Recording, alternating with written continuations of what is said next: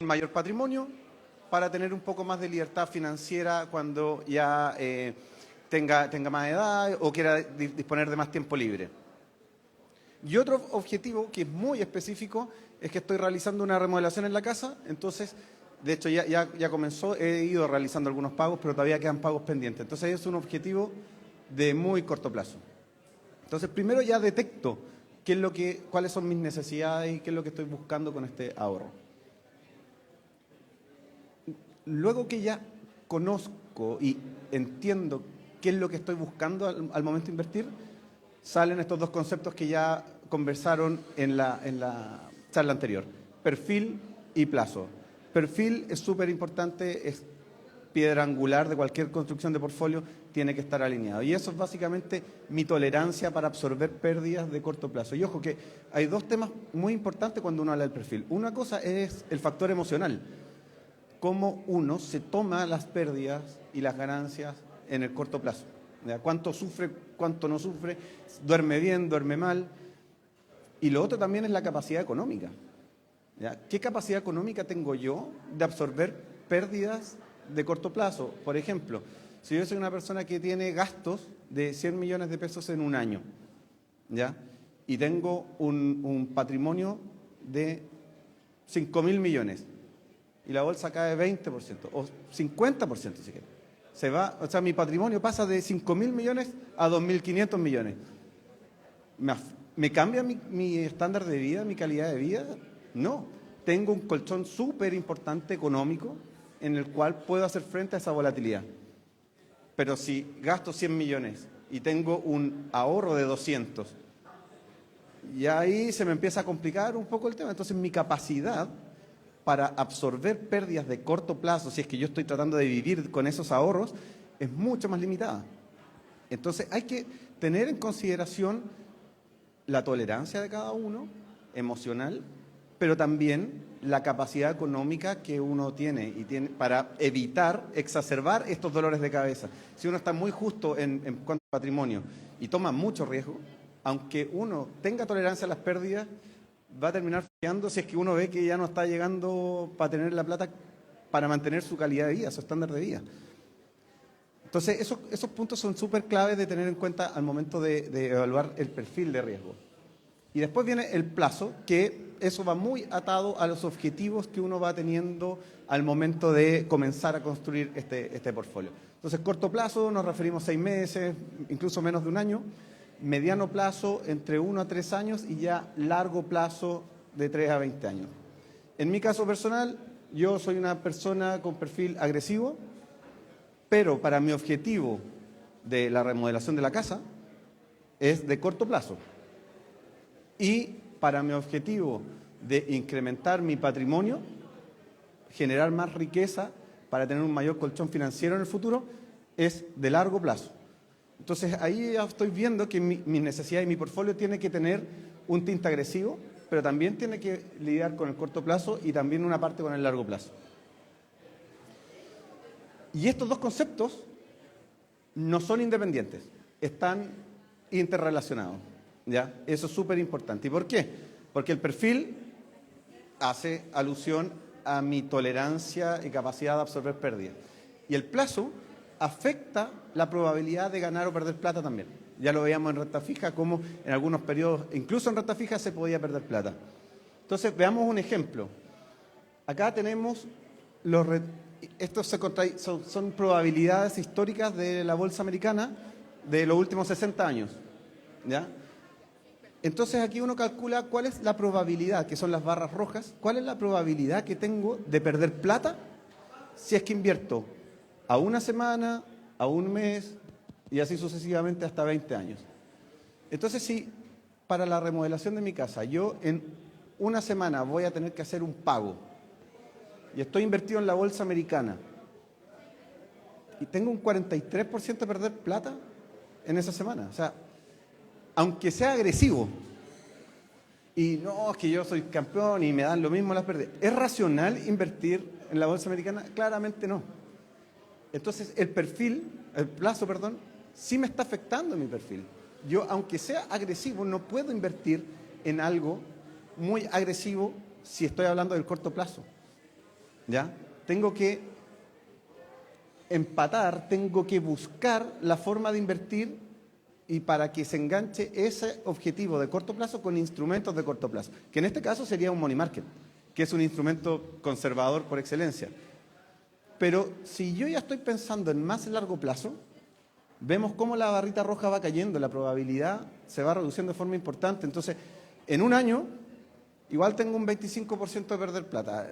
Sigue siendo quizás un poquito elevado, si es que yo estoy hablando. Entonces, las acciones, la renta variable, siempre está pensado, y es lo que decía Abdal en la charla anterior, en el largo plazo. Si yo ya me voy a 10 años, tengo solo un 4% de probabilidad de terminar perdiendo plata. Y si ya me voy a 20 años, cero. O sea, nunca ha existido un periodo de 20 años corridos en la bolsa americana que uno termine perdiendo plata. Y en promedio se ha rentado, acumulado, 800%, que es un retorno anual de 12%. O sea, por 20 años en promedio renté 12% cada año. Pero en 20 años, en el corto plazo, hubo dolor. Ojo con eso. Entonces, un inversionista conservador tiene que estar invertido siempre 100% en renta fija o en depósito. No necesariamente. Si tiene un horizonte largo y no quiere perder plata, puede ser, obviamente, un porcentaje bajo que le ayude a diversificar su portfolio, pero que no dicte el comportamiento total de ese portfolio, porque igual va a tener fluctuaciones de corto plazo ese portfolio. Entonces, por ejemplo, un inversionista conservador podría tener un 90%, 80% en instrumentos más seguros de renta fija y un 20% si está con un horizonte largo en renta variable. Y eso le va a generar a la larga un portfolio mucho más diversificado y con mayor rentabilidad. Es decir, no necesariamente con más riesgo, puede tener más volatilidad en los cortos plazos, pero si estoy en el largo plazo, no necesariamente con más riesgo, pero sí con mayor retorno. Entonces, es muy importante esa relación que existe entre plazo y perfil.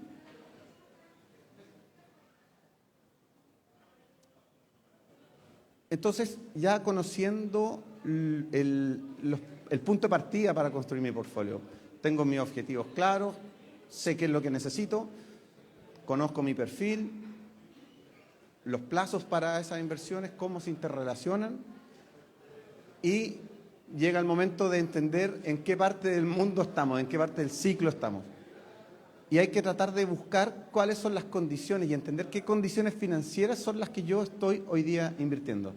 No es lo mismo cuando el Banco Central tiene sus tasas al 0 o al 1%. Yo no puedo esperar que la renta fija me rente 8%, ¿cierto? Se ancla a las tasas de interés la expectativa de retorno de la renta fija. Entonces, para evitar desilusiones o optimismo exacerbado, uno tiene que entender y conocer cuáles son las condiciones financieras que estamos viviendo.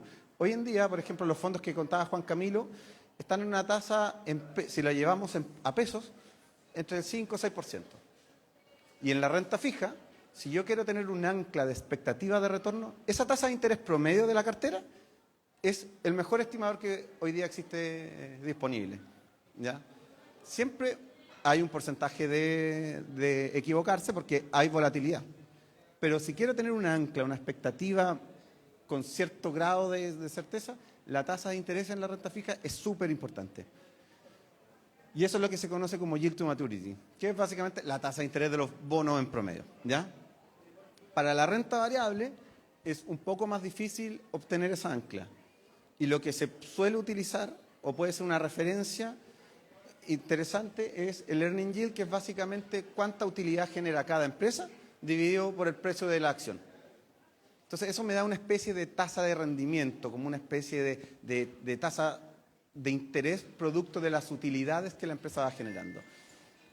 Si la renta variable tiene mucha volatilidad, por lo tanto, esas estimaciones no es para un año o 6 meses, son para 5 o 10 años en promedio, ¿ya? Eso es lo que uno siempre tiene que buscar. Veamos esa relación. Esta es la tasa de interés de un índice de bonos corporativos, muy similar, por ejemplo, a lo que hablaba Juan Camilo de renta selecta.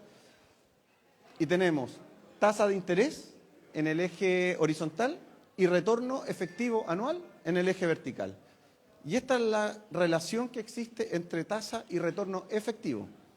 Entonces, cuando las tasas de interés estuvieron entre 4 y 6%, el retorno que se obtuvo anualmente para el periodo equivalente fue efectivamente entre 4 y 6%. Si se fijan, esta línea punteada en la línea de tendencia es positiva.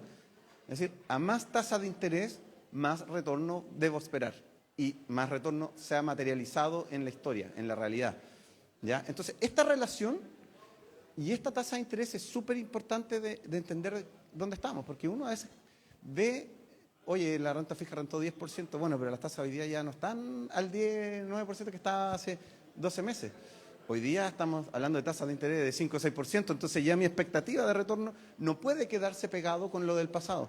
Tengo que ajustar, o si no me voy a quedar corto en mi presupuesto en lo que yo estaba esperando, ¿cierto?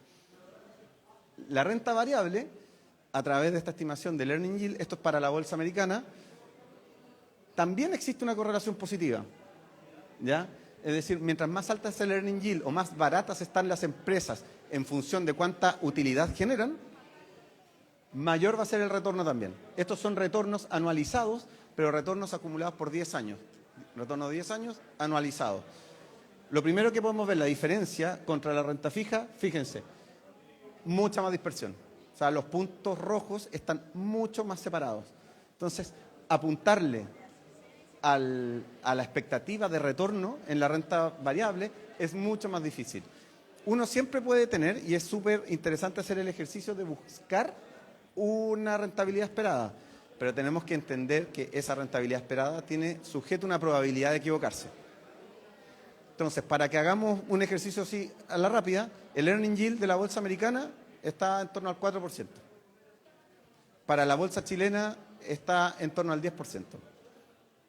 Para el mercado desarrollado, índices globales desarrollados, dado el fuerte peso que tiene Estados Unidos, está entre 5% aproximadamente, cercano al 5%. Para economías emergentes, China, Latinoamérica, está entre 10 y 12%. ¿Ya? Entonces, lo que uno podría esperar para futuro es que en general el mundo emergente, las bolsas emergentes, las bolsas chilenas, podría rentar más que la bolsa americana. No de aquí a 12 meses, no de aquí a 6 meses, de aquí a los próximos 10 años en promedio. ¿Ya? Eso ya me ancla entonces en mi expectativa. Entonces, uno ya construye en base a qué condiciones financieras estamos viviendo, qué puedo esperar de mi portfolio.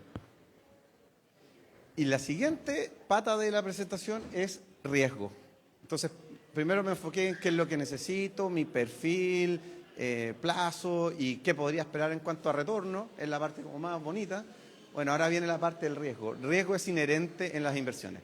Sí, como decía Fabi en la reunión pasada, si yo saco el riesgo, saco también el retorno. ¿Ya? Si yo me voy al libre riesgo, voy a ir quitando grados de libertad y retorno. Y hay que tener mucho ojo en cómo leemos las rentabilidades de los activos. Esta es para la bolsa americana, también utilizo siempre la bolsa americana porque tiene mucha historia, es un mercado súper eficiente, tiene mucha información y es muy completo. Entonces es una muy buena bolsa para hacer todos estos ejemplos. Vemos las barras rojas del año 80 hasta el cierre del 2023. O sea, tenemos 43 años. Las barras rojas tenemos mayoría hacia el lado positivo. Y si contamos las barritas rojas por el lado negativo, son solo 10. O sea, estamos hablando de, en 40 años tuve 33 periodos positivos y solo 10 negativos. Entonces ahí uno podría decir, ¿sabes qué? La renta variable no es tan riesgosa como tú dices. Mira, pues, en general se renta positivo. Ojo con eso, porque esos son rentabilidades año a año. Es decir, esto es desde el 1 de enero hasta el 31 de diciembre del 2023. Pero ¿qué es lo que ocurre dentro del año? ¿Cuál es la fluctuación que ocurre dentro de esos periodos? Y ahí es cuando incorporamos estos puntitos azules o celestes, que nos indican cuánto fue la mayor corrección o caída en el precio de este índice durante el año. Y lo primero que podemos ver es que no existe ningún año en que no hayan caídas entre medio. No existe. O sea, lo raro en acciones sería que no cayeran. Las correcciones y las caídas es parte de la naturaleza del activo. Entonces, si no entendemos eso, estamos muy mal tratando de invertir en acciones asumiendo de que si cae un poco fue una mala decisión. No, eso es parte de la naturaleza de invertir. Y de hecho, si uno tirara una línea, en promedio esas correcciones son en torno al 10%. ¿Ya? Y también cuando uno ve retornos anuales, puede ser súper engañador. Uno ve el 2020, el año de la pandemia, terminó la bolsa rentando un 15% positivo. Entonces usted me pregunta, oye, Cristian, ¿qué pandemia, cuarentena? Mira, gané 15%. Bueno, hasta marzo acumulaba una caída de 35%. O sea, terminó 15% arriba, pero en el intertanto, de enero a marzo, había caído la bolsa 30-35%, estábamos todos encerrados en las casas. O sea, si uno ve esto, termina subestimando el verdadero riesgo. Lo normal son los puntos azules, hay correcciones. Y si esto uno lo ve en el largo plazo, ya no año a año, sino como línea de serie de tiempo, de forma continua, vemos que desde el 2000 a la fecha, a mediados del 2024, la bolsa americana rentó un 450%, que es más de un 12% anual. Pero ¿qué pasó en ese periodo? O sea, esas caídas fuertes, ¿cuánto comprometen la rentabilidad en el largo plazo? Veamos este ejemplo. Comencé a invertir en el 2000, vino la crisis .com, de los .com, llevaba menos de 2 años y ya iba 47% abajo el agua. O sea, fue un burro, ¿cómo invertí en esto? ¿Quién me recomendó invertir en esta cuestión? No, me tengo que salir. Gran error. Estaba invirtiendo a largo plazo. ¿Qué pasó después? La bolsa recupera. Después vino la mayor crisis financiera que hemos tenido en el tiempo moderno, la crisis subprime. 56% de caída. O sea, se borró la mitad del valor de todas las empresas en Estados Unidos. O sea, todos los empresarios en un año eran la mitad menos rico o mitad más pobre, como uno lo quiera ver. Fue súper fuerte el golpe. Tomó más tiempo en la recuperación porque fue una crisis demasiado fuerte, pero recuperó.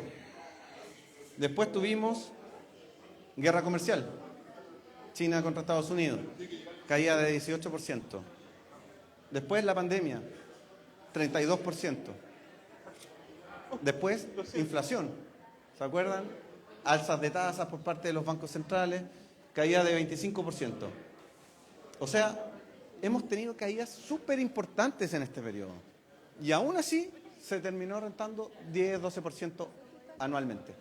Y se acumuló 450. Entonces, las recesiones son parte de los ciclos económicos y son parte del largo plazo al momento de estar invertidos. Tenemos que entender eso. Y eso es parte del riesgo. Uno tiene que gestionar ese riesgo, pero no arrancar. El que arrancó acá, el que arrancó acá, el que arrancó acá, perdió. Ese sí que sonó. Y por tratar de hacer ese market timing que se llama, o estar tratando de evitar esos periodos de caída, uno puede evitar sin querer también las recuperaciones. Entonces, me desinvertí queriendo evitar la caída, pero también me desinvertí cuando la bolsa subió. Ese es el riesgo, porque ¿cuándo creen ustedes que están los mejores días? ¿En qué ventana de tiempo? Están pegaditos a los peores días. O sea, y eso es lo que se llama volatilidad.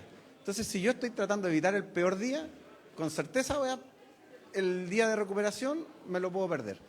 Y aquí, para extremar un punto, le vamos a hacer este ejemplo. Si yo hubiese invertido por 10 años en la bolsa americana $1.000.000 de pesos, termino un poco más de 3 millones de pesos acumulados. ¿Ya? Lo invertí y lo dejé, no lo toqué por 10 años. ¿Qué hubiese pasado si yo me pierdo, por estar tratando de evitar pérdidas, los 5 mejores días? O sea, a esos 10 años le saco 5 días, los 5 mejores. Ya dejé de ganar $1.000.000 de pesos. O sea, pasé en vez de ganar 3.100.000, 2.100.000. O sea, por 5 días me costó un 30% de rentabilidad. 5 días. Si me voy y me pierdo los 10 mejores días, me pierdo la mitad de la rentabilidad. Y quedo solo en 1.700.000 en vez de los 3 millones. Solo con 10 días. Y si, para extremar el ejemplo y el punto, me perdiera 50 mejores días, termino bajo el agua, perdí plata. O sea, toda la rentabilidad que me generó invertir en 10 años, me los entregaron los 50 mejores días. Si yo saco esos 50 mejores días, me quedé en cero y negativo.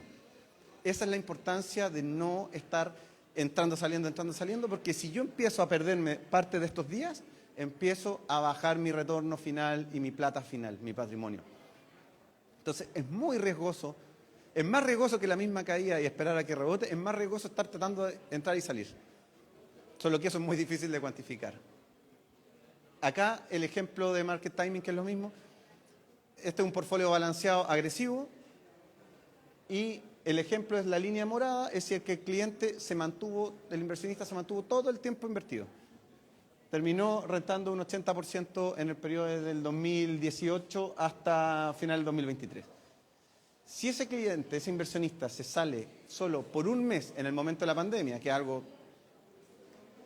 racionalmente desde el punto de vista financiero fue un error, pero emocionalmente es súper entendible, porque estábamos todos encerrados, el mundo se iba a acabar, o sea, ya nunca más íbamos a salir a las plazas, o sea, ¿qué podemos esperar? Todavía no estaban las vacunas, no había nada. Y ese inversionista lo que hizo, ¿sabes qué? Me voy a salir por un mes, o me voy a ir a Money Market, hasta saber un poquito qué está pasando con las vacunas, funcionan, no funcionan, qué va a pasar. Bueno, ese mes fue la recuperación de la bolsa, y se perdió un 26% de la recuperación. Y esto ya no lo recuperó nunca más. O sea, lo perdió. Y eso que emocionalmente es súper entendible, pero hay que entender la racionalidad que uno tiene que tener al momento de invertir. Terminó siendo un error. ¿Ya? ¿Y por qué pasa eso? Porque el mercado va incorporando en precio esa recuperación, comenzó a darse ante las probabilidades de que las vacunas funcionen. Apenas salió la primera noticia de que ya comenzaron a desarrollarse vacunas que potencialmente podrían ayudar y que van a adelantar los tiempos de pruebas, el mercado ya empezó a tomar eso. O sea, si yo quería invertir sobre seguro, no, yo me quiero asegurar que las vacunas funcionen, ya fue. Ya el mercado ya internalizó todo eso. Entonces, es muy difícil ir ganándole al mercado en cuanto al manejo de información, sin correr riesgo. Si yo no quiero correr riesgo, siempre voy a llegar tarde. Por eso hay que mantenerse invertido y ser eficiente en esa decisión, ¿ya? No estar emocionalmente tan involucrado en esto y hay que ser un poquito más racional, que cuesta, pero por eso es súper importante al momento de construir un portfolio, tener clarito los plazos, los objetivos, mi perfil, para no cometer esos errores. Esos son mitigantes para cometer esos errores. ¿Cómo gestiono entonces ese riesgo? La mejor herramienta que tenemos es la diversificación. Es gratis y no nos cuesta retorno futuro. ¿Y qué significa la diversificación? Básicamente es no concentrarnos los riesgos en un solo activo, ¿ya? Acá tenemos no nos importan los números, ya, porque sé que no los van a ver y son muy chiquititos, lo que importa son los colores. Acá tenemos ordenados de mayor a menor, año a año, distintas clases de activos. Acciones globales, un balanceado agresivo, acciones locales, un balanceado moderado, money market, balanceado conservador y renta fija local, ¿ya? Y año a año está ordenado de mayor a menor. Lo primero que vemos acá es que esto es una ensalada. O sea, ¿cómo colorearíamos el 2025? Y el 2026 y el 2027. ¿Ustedes creen que alguien sabe cómo ordenar esto para el próximo año? No se sabe. Existe incertidumbre. Por lo tanto, existen riesgos. Si yo tuviese total certeza de qué es lo que va a pasar en el futuro, lo ordeno y me concentro en el ganador. Y ahí no necesitaría diversificar. El problema es que no lo sé. Y nadie lo sabe. Es tan simple como, a principios de noviembre vienen las elecciones en Estados Unidos. ¿Quién va a ganar? No sabemos. Entonces, no invierto. No, uno tiene que invertir, pero diversificado, porque sabe que va a haber volatilidad probablemente en ese periodo. Pero no tengo que salirme, porque si hay una sorpresa positiva y el mercado reacciona bien, me lo perdí. Entonces, lo que tenemos que evitar es concentrarnos. Acá, si buscamos el activo ganador mirando el espejo retrovisor, como comentaba Fabi, es muy probable que nos terminemos equivocando. Entonces acá destacamos la misma tabla de la slide anterior, pero destacando solamente acciones locales y acciones globales. Fíjense el comportamiento que tienen. Entonces partimos súper bien con acciones globales y acciones chilenas era pésimo. O sea, y yo estoy parado ahí a finales del 2015 y digo, no, pues me voy a invertir en acciones globales, pues si eso es lo que gana. Bueno, al año siguiente fue lo peor. Y lo mejor fue acciones chilenas, que venía de ser lo peor. Después tuvimos un periodo de 3 años de acciones locales como el peor dentro del ranking. Y acciones globales, súper bien. Vámonos a acciones globales. Bueno, menos 17 y acciones locales más 22%. O sea, por estar buscando el ganador y en qué momento del tiempo tengo que elegir el ganador, lo más probable es que me pueda equivocar y esa equivocación puede ser costosísima. O sea, si yo estoy buscando la solución esquina, la puedo embarrar y eso es algo que hay que entender. Y puede ser muy caro. ¿Qué es lo que buscamos con la diversificación? Estos son los 3 tipos de perfiles para los fondos balanceados, que son fondos diversificados en función del perfil. Fíjense la diferencia, qué parte de la distribución ocupan. Estos son las esquinas, van por el centro, van en el centro de la distribución. Entonces, muchas veces la diversificación es dolorosa, porque probablemente en este momento, en 2021, ahorro, uno ve las acciones globales 41% y dice, pucha, debía haber estado ahí, ¿qué estoy haciendo en el agresivo? Duele, sí. pero básicamente también me ahorra en otros periodos cuando el acciones globales salió mucho más abajo, este fue mucho mejor. Entonces, ahorro, inversión estos fondos y bien riesgos. diversificados dejan de ser soluciones de esquina y me dan retornos consistentes a mi perfil en el tiempo. Y en el largo voy a empezar plazo a planificar mis cuentas, termino rentando no hacer gastos hormigas de forma bastante buena estudiar más el mercado y para hacer mejores diversificada, inversiones sin exacerbar esos riesgos. Entonces, al 2023, por ejemplo, el agresivo rentaba un 11% anual por todos estos últimos 10 años.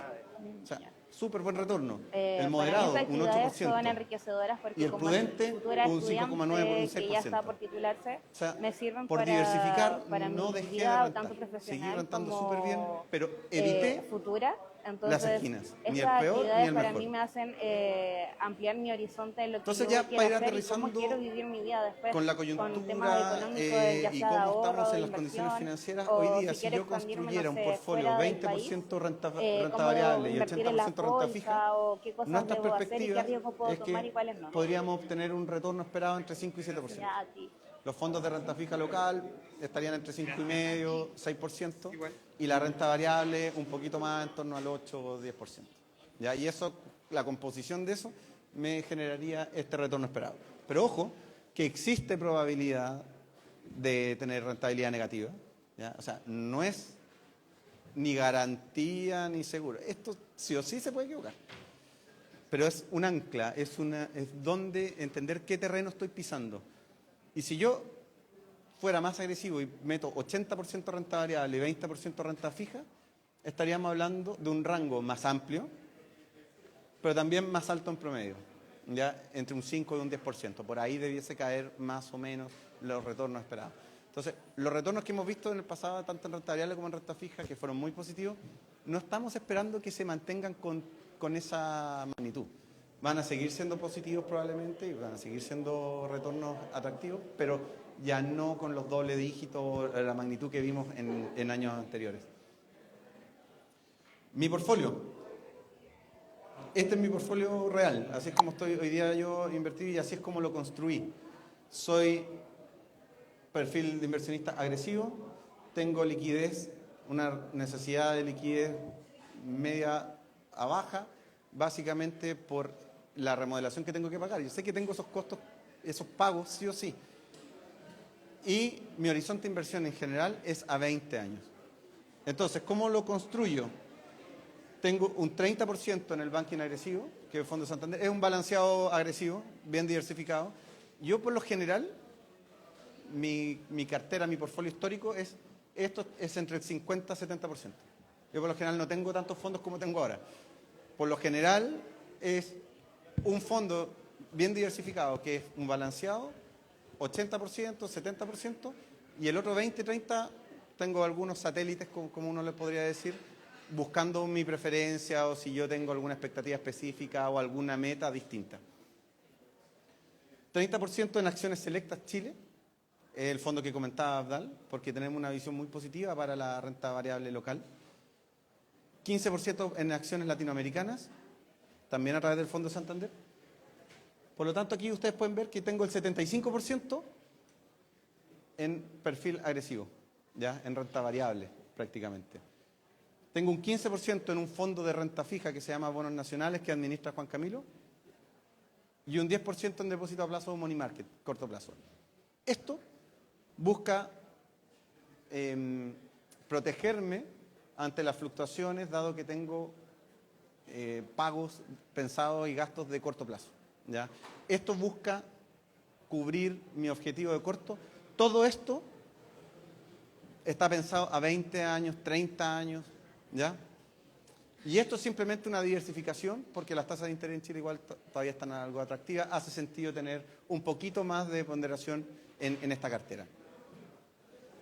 Probablemente, en el mediano plazo, esto se vaya transformando en esto, ¿ya? Entonces, ahí uno ya después con el tiempo va conociéndose, va viendo los portfolios, cómo uno se va manejando y va anticipando o entendiendo cuáles serían el movimiento futuro más probable. Recomendación que tenemos, esto está en la página del banco antes de poner clave. Esto está abierto para todos, clientes del banco o no clientes del banco. Después ustedes, si están en otra gestora, pueden sin problema materializarlo o ejecutarlo como ustedes quieran en otra gestora, pero esta es nuestra recomendación. Ojo que estas son recomendaciones bien generales. Como les comentaba, la construcción del portfolio es casi un traje a la medida. Son mis objetivos, mi realidad, mi estilo de vida, lo que condiciona mi perfil, lo que condiciona la construcción del portfolio. Entonces, estas son recomendaciones que uno da a modo general para que tengan un ancla como ayudarlos como punto de partida. Después, esto ustedes pueden ir ajustándolo a sus necesidades. El perfil agresivo, 50% gestión activa agresiva, ese es un fondo balanceado agresivo. Este es para el perfil agresivo. Un 50% en ese fondo. ¿Por qué gestión activa agresiva y por qué no private banking, como lo tengo yo? Porque esto está pensado en inversión general en fondo mutuo. Entonces, el costo de gestión activa agresiva serie digital es barato, cobra 1% más IVA anual.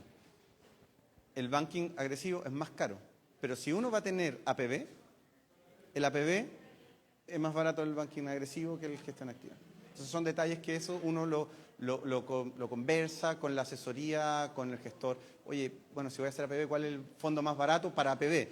Si no es APB y es solo fondo mutuo, ¿cuál es el fondo mutuo más propicio para mí en términos de remuneración? ¿Cuál es la serie que más me conviene? Entonces, esto está pensado en la mejor serie desde inversionistas que tienen desde 5.000 pesos en adelante, ¿ya? Así es como construimos esta recomendación. Después complementamos con acciones latinoamericanas, acciones selectas Chile, que son nuestras perspectivas más positivas de retorno. Ojo, no de aquí a fin de año, de aquí a 3, 5 años, ¿ya? Si se va materializando el escenario positivo y viéramos grandes retornos en el corto plazo, obviamente vamos a ir haciendo la gestión y se va a ir ajustando. Ahí es cuando uno va haciendo ajustes a los portfolios, pero siempre pensando en el largo plazo.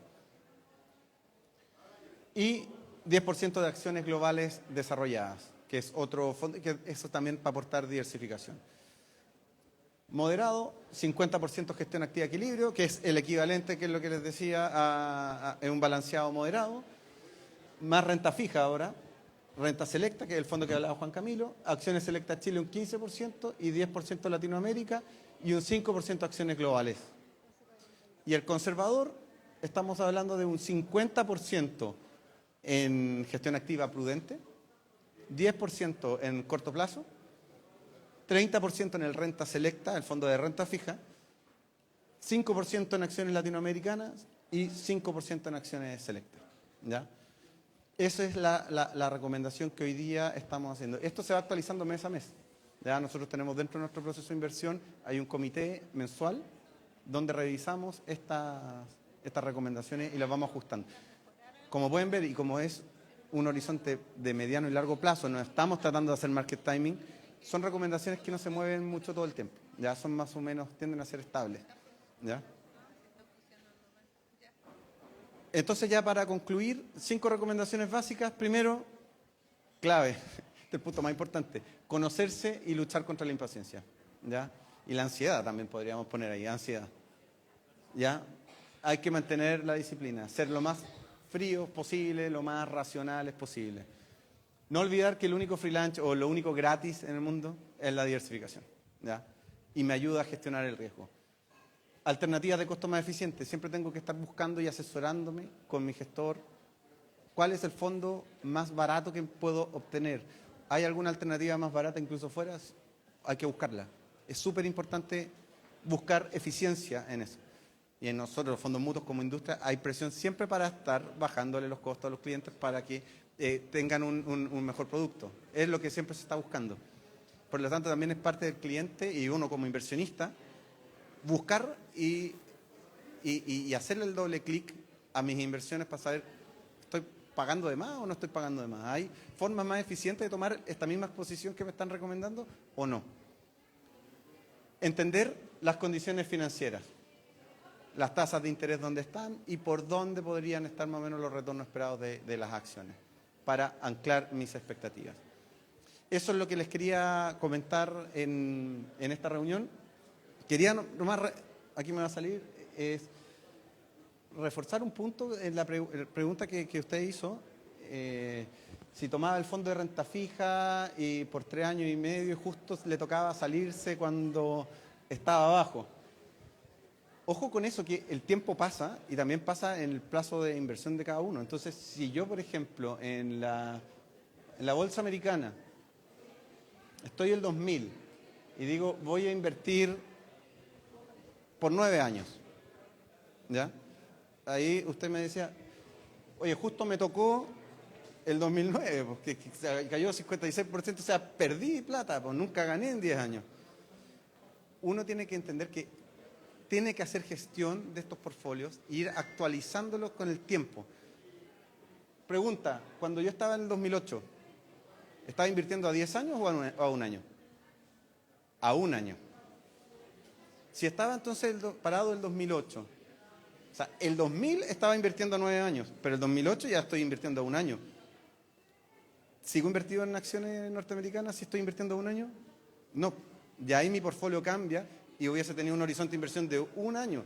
Por lo tanto, hubiese estado en renta fija. Por lo tanto, esto no me puede sorprender. No me debería pillar. No, a todos. Sí. Entonces, siempre hay que mantener el portfolio.